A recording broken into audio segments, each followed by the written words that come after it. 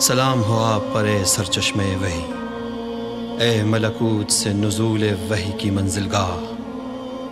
آپ گرمی عشق کا حاصل، آپ شوق و اشتیاق کے جذبات سے معمور، آپ شمع توحید کے وہ پروانے ہیں جس نے یاد توحید میں اپنے آپ کو اتنا بھلایا اور ایسا فنا کیا کہ آواز وحی آئی۔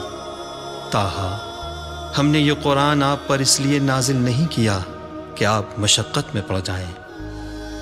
وہ لمحات بھی کیا لمحات تھے جب بے قرار آسمانوں اور اتاہ سمندروں کو نظر انداز کر کے آپ غار حرا میں توحید کے موتی چن رہے تھے۔ آپ آسمان خلوص کے تابندہ خورشید، دریائے عبودیت کے سب سے خالص اور سب سے گرا بہاں گوہر ہیں۔ یہی لمحات تھے جب حق ذوالجلال نے آپ کو نور وحی الہی کی کرنوں سے نواز کر آپ کی پر اقتدار عاجزی کو قبول کرتے ہوئے اپنے معتمد ترین فرشتے کو اپنا خاص نمائندہ بنا کر بھیجا، اور اس معصوم فرشتے نے یکتا پرستی کے دل نواز نغموں کا رس آپ کے کانوں میں گھول دیا۔